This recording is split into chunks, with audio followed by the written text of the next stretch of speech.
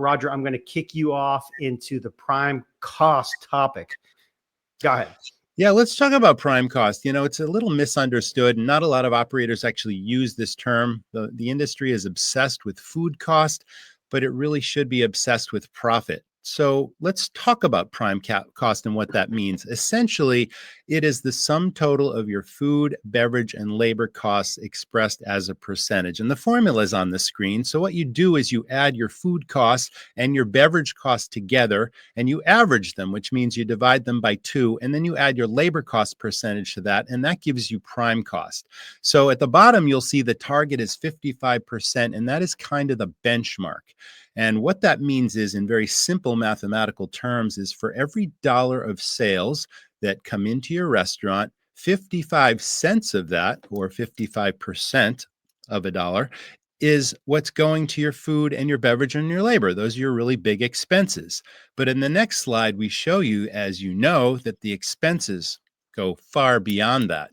So if you've got 55% that's going to food, beverage, and labor, you only have 45 cents from every dollar to pay all these other things. And the next biggest expense is obviously the lease on your property. If you own the property, obviously you've got a mortgage, you've got property tax, you've got utilities and insurance, licenses, repairs, maintenance, marketing, trash, the dumpster in the parking lot, and it goes on and on.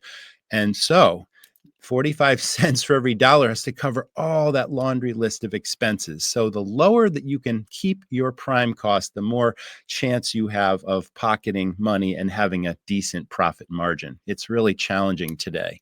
So we've got some solutions to that. Obviously, additional profit centers will help. But how do you lower your prime cost? Well, the very first thing, and I would say the biggest needle mover, and we've covered this in several other webinars, is costing out your menu. So many operators I talk to haven't costed out their menu.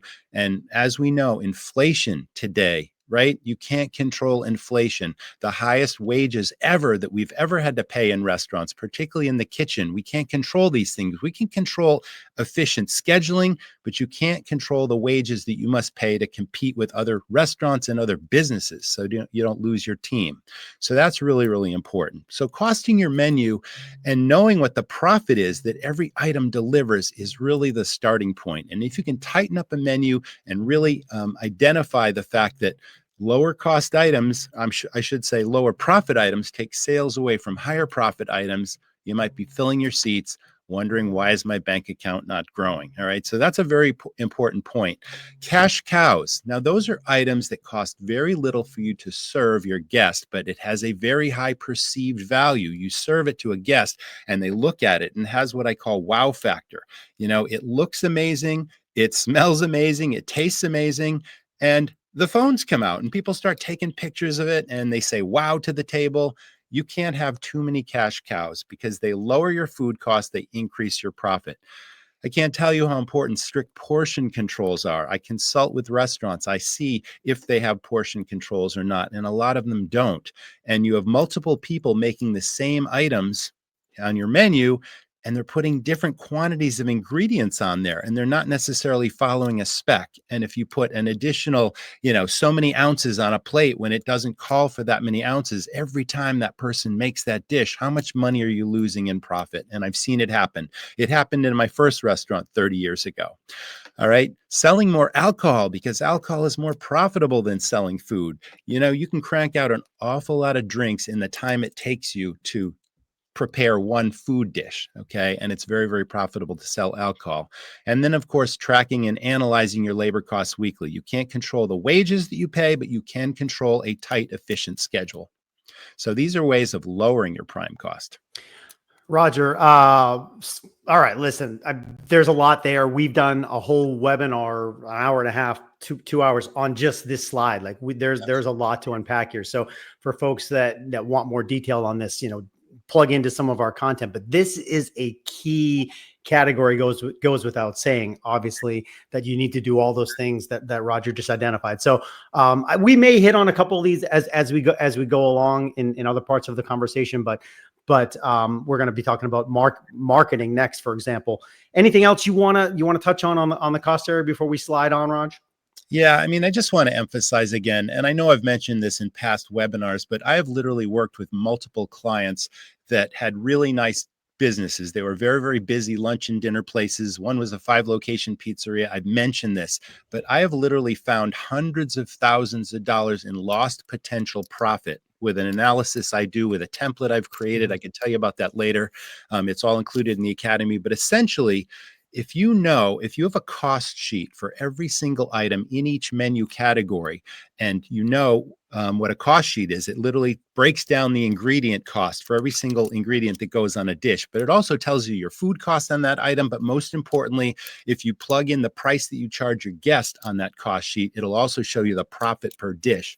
And if you rank those items from the most profitable to the least profitable in each category, you might find that profit difference in those categories is many, many dollars. And if this item, outsells that item, and every time you sell this one versus that one, you're losing $3, $5, $7, $10 and more on the entrees, and you're filling your seats selling low profit items, why?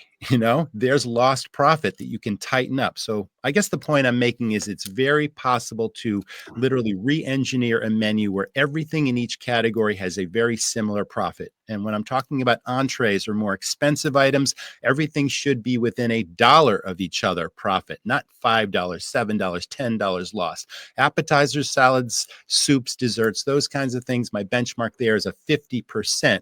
I'm sorry, a 50-cent difference in the spread. And if you can tighten that up, then you really don't care what you're selling, as long as you're moving all the merchandise and you don't have a waste or a spoilage or a theft issue.